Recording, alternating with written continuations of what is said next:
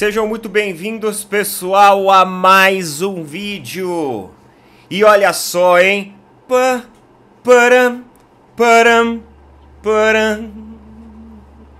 Vocês já assistiram aquela série Lupin da Netflix? Assistam. Eu recomendo. O Corinthians levou um baile do Barcelona de Guayaquil ontem na pré-Libertadores. E esse foi o primeiro jogo. E parece que a coisa pro Corinthians já começou a esquentar. O Corinthians voltou à realidade, né? Quem sabe agora os torcedores corintianos, eles começam a cair na realidade e enxergar que o mundo de ilusões em que a diretoria colocou a equipe para fingir que tá tudo bem, mas todo mundo sabe que não tá. Quem sabe agora a ficha começa a cair para a realidade? Quem sabe agora a ficha começa a cair para as cagadas das gestões do Corinthians ao longo de todos esses anos, que está enfiando o clube num buraco. E meus amigos, essa derrocada do Corinthians, agora, ontem de 3-0 fora o baile, era pra ser mais, viu? Era pra ser mais. Não poderia acontecer num momento melhor. Não poderia. Porque se semana que vem, veja bem o cenário, nós vamos ter as semifinais do Campeonato Paulista agora. Vamos supor que o Corinthians avance frente ao Santos. E aí, vamos supor que o Palmeiras avance frente ao São Paulo.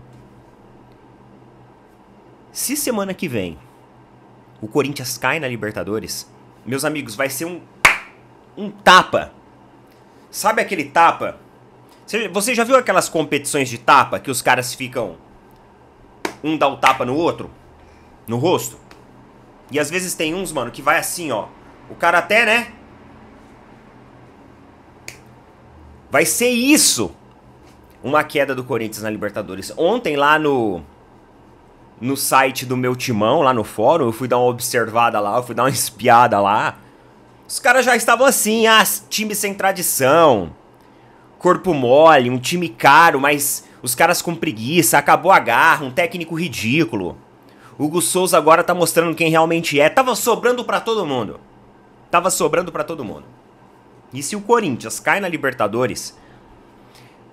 Mano, segunda-feira o Palmeiras tem que entrar muito, mas muito concentrado. Muito concentrado. Porque se o Corinthians cai na Libertadores, no próximo fim de semana tem final do Campeonato Paulista. O tapa vai ser tão grande que os caras vão ficar um pouco atordoados. E aí o Palmeiras pode utilizar isso como uma vantagem. Então o Palmeiras tem que entrar muito concentrado contra o São Paulo. Não acho que vai ser um jogo fácil. Palmeiras não pode estender esse jogo para a competição de pênaltis, que é isso que o São Paulo quer. E o Palmeiras tem que estar muito atento para avançar. Porque uma eventual eliminação do Corinthians em uma pré-Libertadores novamente vai desestabilizar bastidor. Vai desestabilizar bastidor. Porque os caras entendem. Ontem lá no fórum do meu timão eu vi isso. Os caras entendem como a Libertadores a principal competição deles no ano. Porque é uma competição de Copa. Então com um elenco mais reduzido, você consegue carregar uma competição de Copa. E é uma competição que o Corinthians não tem tradição nenhuma. Eu lembrei do Sormani. Vocês lembram do Sormani na ESPN? Falando que o Corinthians passa lá, ó. Coloca o dedo na biometria lá da catraca. Pé! Acesso negado. Chega lá na Comebol. Ai.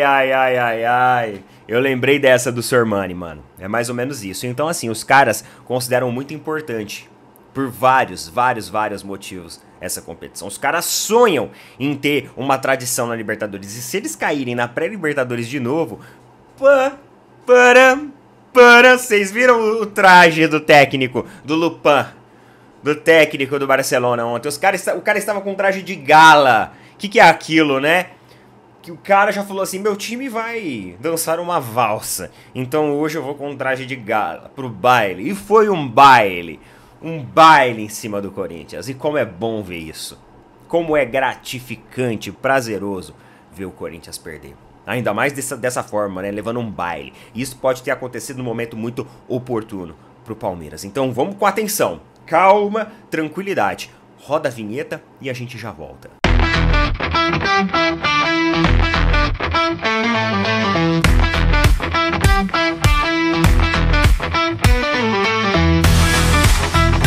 E meus amigos, ó, não se esqueçam de apoiar os nossos parceiraços da Tribo da Sorte. Tribo da Sorte não é casa de aposta esportiva. Tribo da Sorte não tem nada a ver com joguinho de tigrinho, não tem nada a ver com essas coisas não. Tribo da Sorte é uma plataforma dos bolões dos jogos eletrônicos e oficiais da Caixa Econômica Federal. Tudo regulamentado, tudo regularizado. Suas informações estão seguras dentro da plataforma. A Tribo da Sorte, pessoal, sabe os jogos lá das lotéricas? Lotomania, Lotofácil, Mega Sena, Dia de Sorte. Então, eles têm todos esses jogos, com vários diferenciais. E um deles é a inteligência artificial que a plataforma tem integrada, que vai melhorar a sua probabilidade de vencer. Isso porque, com apenas um bolão que você participa, com apenas uma única cota, você participa de várias matrizes numéricas, aumentando as suas chances, e a inteligência artificial ajuda a escolher os números que foram mais sorteados. Então olha só os recursos que você tem para ajudar você a pontuar. Os caras bateram na trave, ó, da Mega Sena, que estava acumulada em mais de 100 milhões esses dias aí, viu? Então vocês não podem deixar de conhecer. Tá um link fixado nos comentários, é só você clicar, vai abrir um chat, pede pro pessoal lá, ó, gostaria de um cupom lá do canal Opina Porco, eles vão te mandar o cupom para você utilizar em qualquer um dos produtos lá, tá? Tribo da Sorte, galera, agradeço todo mundo que todos os dias nos apoiam. Tamo junto. É o seguinte, convocação da seleção brasileira acabou de sair, eu esperei a convocação acontecer, até pra gravar o vídeo. Iniciou-se agora às 11 horas, aí teve toda aquela formalidade, aquela rasgação de seda do Carvalho, aí veio a convocação. Então vamos lá, goleiros, Alisson. Sempre, né? Sempre. Cara, engraçado, o Alisson, lá no Liverpool, o cara é um semideus, né? Os caras idolatram o Alisson lá, o cara é um baita de um ídolo.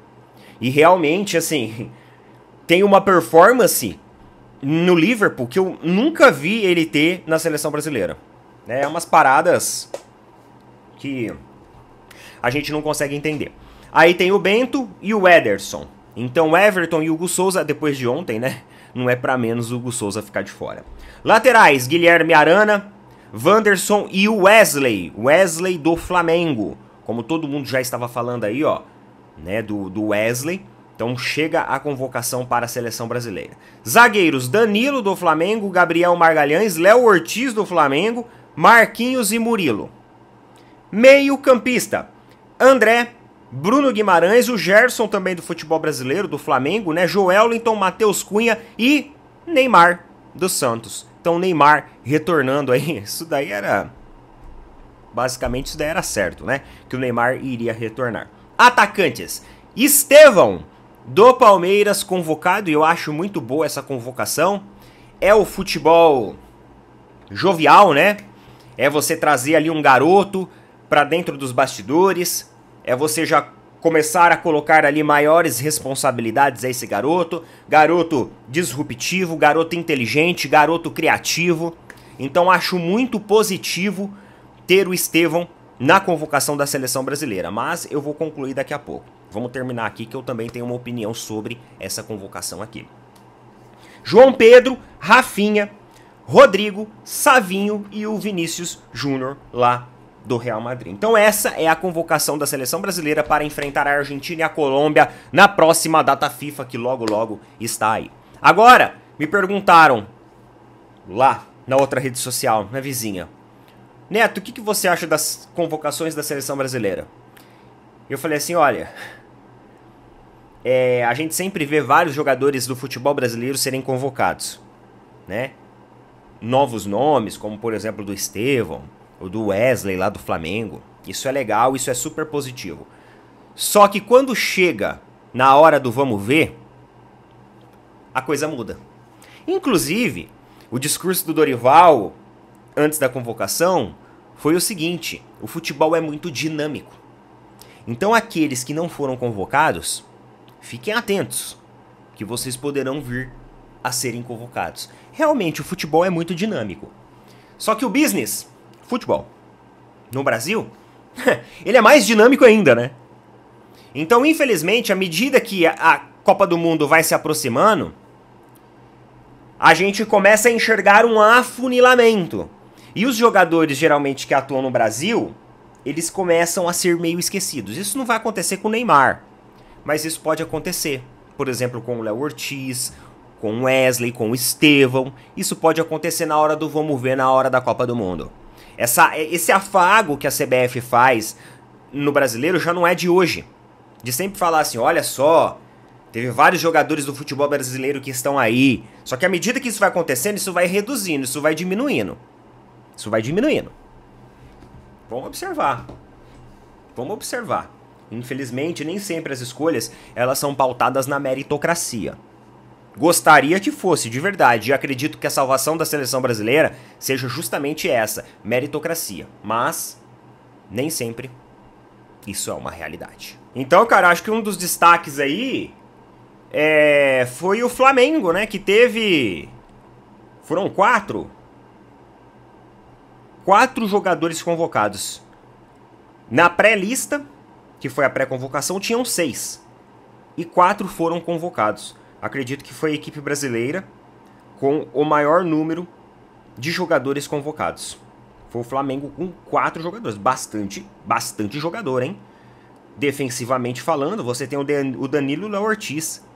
E se a gente for considerar aí os laterais como um sistema defensivo também, você tem ali o Wesley também para alimentar isso. Isso mostra que defensivamente a equipe do Flamengo ganhou bastante know-how dos últimos anos para cá. Era um time que tinha um grande destaque do meio para frente e ainda continua tendo, até porque existem jogadores estrangeiros que serão convocados em outras seleções, como por exemplo a do Uruguai, mas também começa a mostrar recursos no sistema defensivo e mostra essa evolução, pelo menos em termos de convocação. A gente não sabe se essa vai ser a convocação final para uma eventual Copa do Mundo ou se é aquela política que acontece dentro da CBF. Mas enfim, o que importa são os fatos que a gente está vendo agora. E destaque também para a convocação do Estevão, que eu gostei bastante. Por falar em convocação, eu estava assistindo um vídeo lá na rede vizinha do Paparazzo Rubro Negro. Na verdade, o Paparazzo reagindo a um outro vídeo. É um vídeo de um canal lá que ele estava falando sobre a regra do Super Mundial. Que parece que a janela que vai abrir para o Super Mundial, para você trazer alguns jogadores e utilizar no Super Mundial, vai ser só no Super Mundial. Ou seja, uma janela extra, onde você vai poder convocar alguns jogadores para estarem no Super Mundial. Sabe uma coisa assim, meio seleção? Ah, vamos convocar uma lista para participar da Copa do Mundo e depois cada um segue seu rumo? Parece que vai ser dessa maneira que vai ser as convocações e a janela de transferências do Super Mundial. Ou seja, você vai trazer o jogador, ele vai jogar o Super Mundial ali durante aquele mês e depois ele pode retornar ali pro clube dele.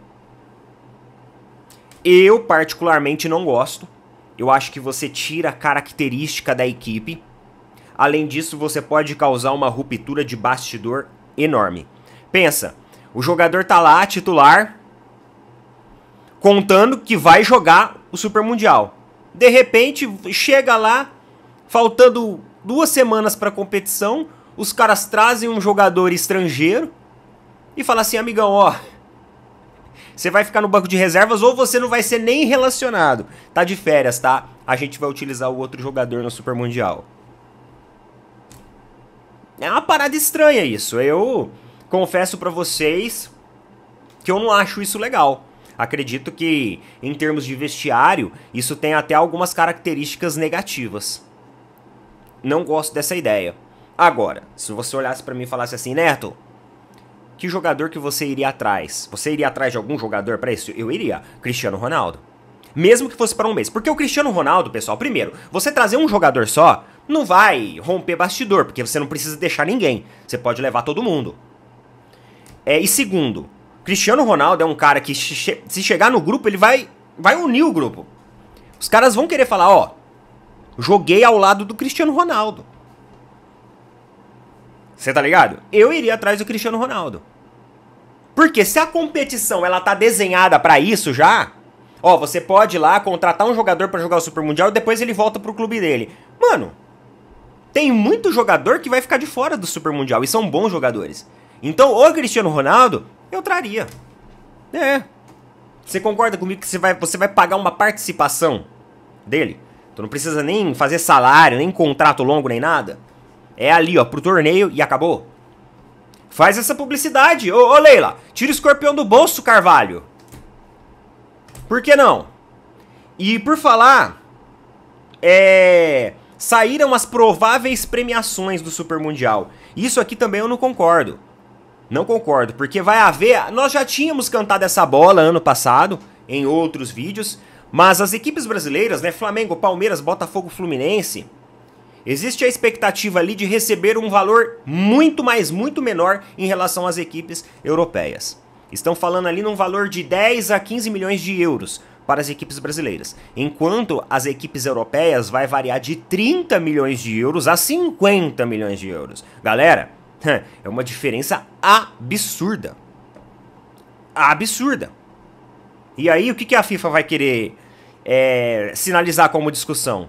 Ah, equipes como Real Madrid e Manchester City, elas vendem mais comercialmente falando? Pode até ser. Só que vocês entendem que no torneio, principalmente na fase de grupos, todo mundo estão em grupos ali onde você tem equipes maiores e equipes menores? Equipes mais tradicionais e menos tradicionais? Todo mundo vai fazer a mesma quantidade de jogos? Eu entendo que ao ponto que você vai avançando na competição, essas premiações elas terão que ser maiores. Claro, isso eu entendo perfeitamente. Só que, inicialmente na fase de grupos, eu acho que deveria ter um modelo mais igualitário para todo mundo. Não é a FIFA que prega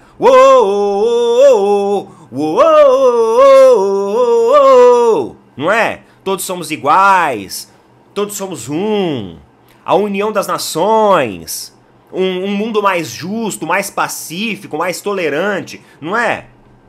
Então, mostra isso aqui, ó, no bolso. Interessante que na hora que fala de bolso, ninguém fala sobre igualdade, ninguém fala sobre não ao preconceito, vamos ser mais tolerantes. Quando é aqui, ó, quando mexe no bolsinho deles, ninguém fala sobre isso. É bonito a mensagem na rede social, é bonito as campanhas com todo mundo de mão dada, fazendo assim, né, fazendo uma grande ola, várias nações, todo mundo abraçado e tudo mais, sorrisos. É bonito, não é? O discurso ele é bonito, só que a prática aqui, ó, nunca acontece. E isso vale para várias e várias situações, tá? Isso vale para o ser humano em geral. Eu não estou falando só da FIFA, não, mas eu estou falando de várias e várias instituições e vários modelos governamentais que acontecem dentro do nosso país. Quando se trata do faz-me rir, do dólar, da pila, a coisa é diferente. Hipocrisia. Isso chama-se hipocrisia.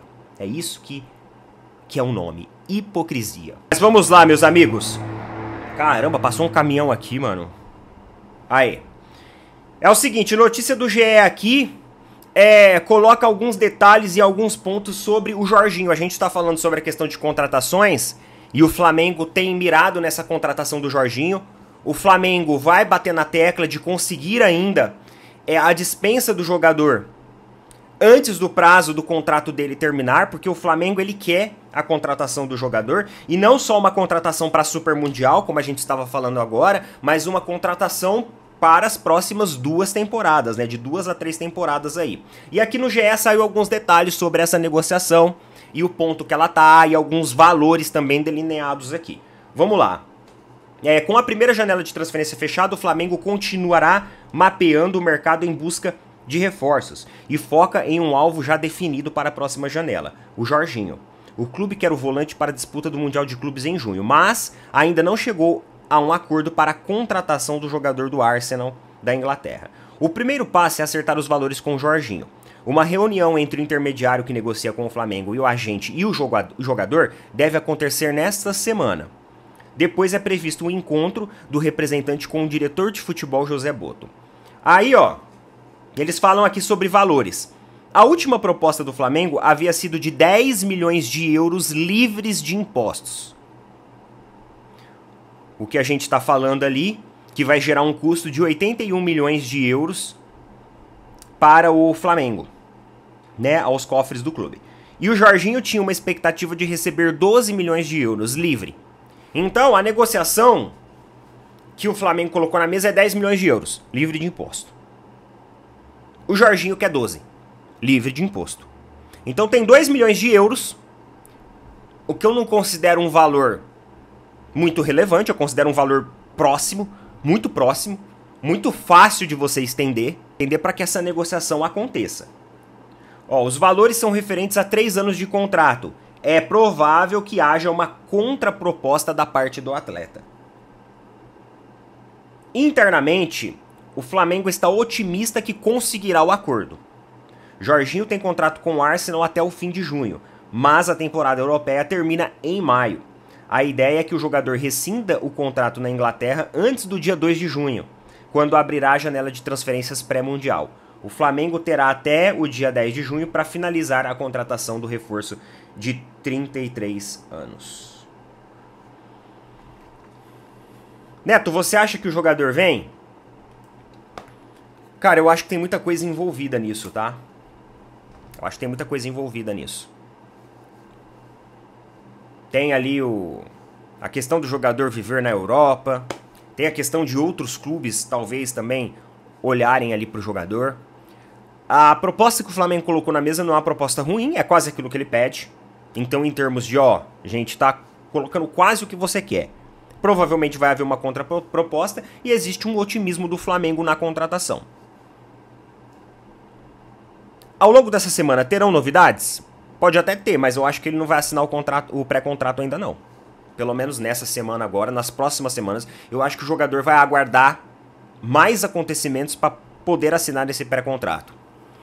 Ah, Neto, você não acha que os caras deveriam mandar isso pro espaço? Não, não acredito que deve mandar pro espaço. Eu acredito que a negociação ela é difícil, porque é jogador grande, é jogador de peso, é jogador que faz diferença, então é contratação difícil. Contratação difícil. A gente viu a novela que virou a contratação do Vitor Roque, que é um jogador que estava sem espaço na Europa. Tudo bem, é um jogador jovem, tem potencial, mas estava sem espaço na Europa. Então, um jogador desse quilate é uma contratação muito complicada, até em termos ali socioculturais. O cara sair da Europa, que já tá morando lá, já é adaptado há muito tempo com família, e vir pro Brasil. É uma realidade muito diferente, mas muito diferente. Então é uma contratação difícil, não acho que deva desistir, tem que continuar tentando, e se existe um otimismo e os valores estão próximos, cara, 2 milhões de euros não tá tão inatingível assim não pro Flamengo, tá? Coloca nas opiniões aí o que vocês acham a respeito de tudo isso. Tamo junto, valeu, falou, até mais.